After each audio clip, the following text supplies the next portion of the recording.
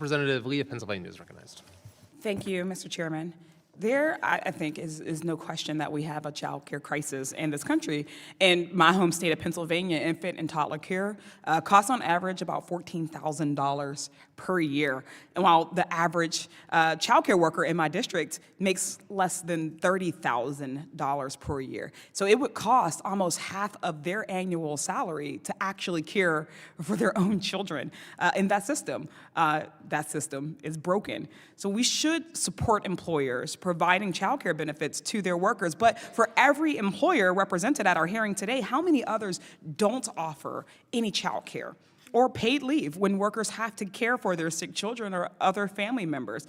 This is a very big country with diverse industries and different types of business leaders. If we are sitting here and we're waiting for everybody to be benevolent, we are going to be waiting forever. We can't only look at employers and the private sector to fix a broken system that everybody is under. So just like with K through 12 education, childcare can't be both affordable for families and provide a living wage for workers without public investment.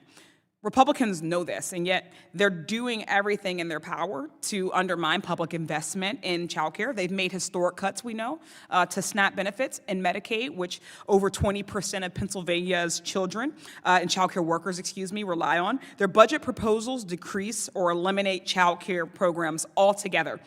And just last week, this administration tried to unlawfully freeze $2.4 billion in child care subsidies to 5 Democratic states, or Democratic-led states. This freeze would disrupt child care for over 500,000 children. It would delay payments that providers rely on to keep their doors open, and it would create chaos and confusion and a strain for families who need it the most. This administration has also created unlawful roadblocks for critical programs such as Head Start. In December, Head Start grantees alleged that the administration threatened to deny their funding applications if they didn't remove a list of nearly 200 words and phrases such as accessible, belong, Black, disability, woman, trauma, or tribal.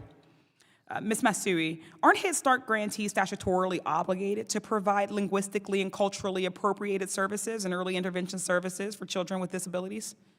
That is correct, and it makes it extremely difficult for Head Start employees and workers to both comply with their statutory obligation to serve children with disabilities and not use the word disability in grant applications. Thank you. I was going to ask if there had been any ramifications of that, or how or what type of possible workaround could these programs, implement to serve, this critical population.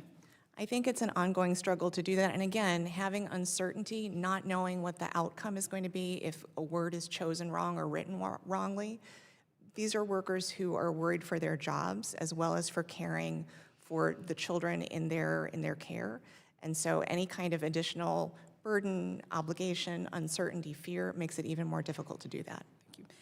In your testimony, you mentioned that employer-provided child care credits are most likely to benefit large corporate employers and are most likely to serve high-paid, white-collar employees.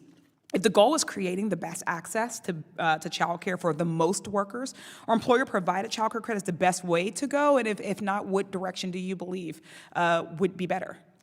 Certainly that for some employers, this is a solution that works, but it's not a solution that is going to work comprehensively across the board so that no matter where people live, no matter where they work for, they have access to the care they need that meets their families. We can only do that through robust public investments. The Child Care for Working Families Act offers a clear model for how to do that. Thank you so much. I would agree. We know that if Republicans are genuine in their suggestion that employer-provided benefits are the answer to child care crisis, then why are we voting on a bill later today that weakens these very investments? Republicans on this committee voted to send the so-called Empowering Employer Child and Elder Care Solutions Act to the House floor. This bill would allow employers to exclude child care benefits for overtime pay.